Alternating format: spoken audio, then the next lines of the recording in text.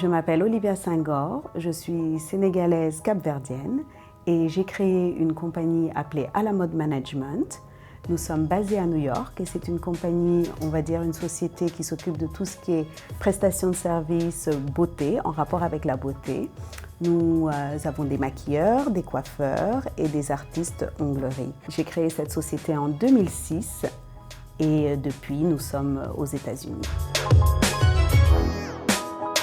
Je suis née à Dakar, je suis partie à Paris, j'ai vécu à Paris, j'ai fait tout mon cursus scolaire à Paris et après la terminale, j'ai décidé d'aller faire une école d'art à Londres et j'ai été tout de suite recrutée par MAC Cosmetics qui était, on va dire, la première marque de cosmétiques qui s'était vraiment intéressée aux femmes noires et à la peau noire. Et à partir de là, je me suis dit qu'il fallait que je pousse un petit peu l'enveloppe et que je décide d'ouvrir une compagnie, d'être à mon compte et d'apporter tout mon savoir à la fin en Afrique. Je pense que la femme noire a toujours été une femme qui est forte, qui s'apprête. C'est une femme sophistiquée. Malheureusement, en Europe et aux États-Unis, ils n'avaient pas vraiment développé au départ pensant que la femme noire n'avait pas un pouvoir économique pour pouvoir s'acheter des cosmétiques. Et ils se sont trompés parce que dès que MAC a créé cette ligne variée de couleurs, de différentes couleurs, de la plus claire à la plus foncée, ils ont réalisé que nos clientes les plus fidèles étaient les femmes noires. Je suis une femme qui aime en fait sublimer la beauté noire sans forcément utiliser trop de couleurs. Je joue beaucoup avec les contours du visage.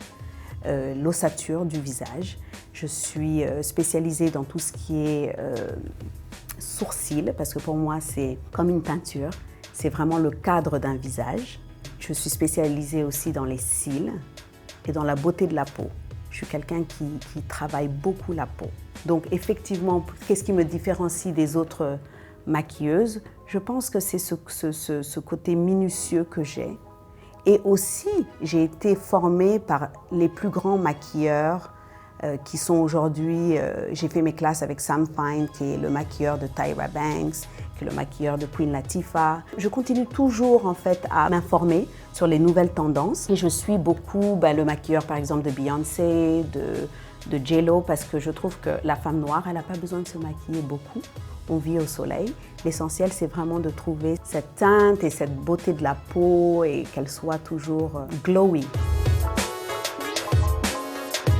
Moi, je ne fais pas de distinction. Je maquille les hommes et je maquille les femmes parce qu'on a besoin de maquillage un peu partout, que ce soit la télévision, le cinéma, documentaire, interviews comme celle-ci.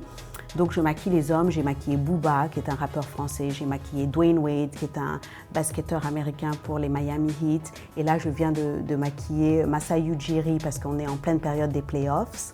Et Masai Ujiri, c'est le general manager des Raptors. J'ai travaillé avec une actrice appelée Nia Long, qui a fait énormément de films américains noirs. J'ai travaillé avec Brandy, Solange, la sœur de Beyoncé.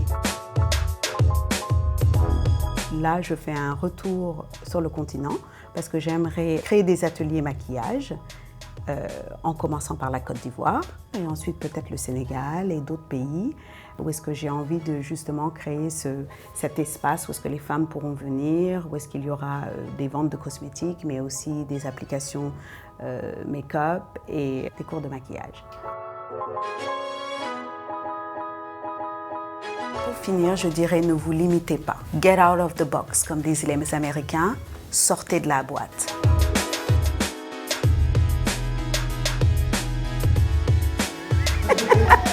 C'est trop long.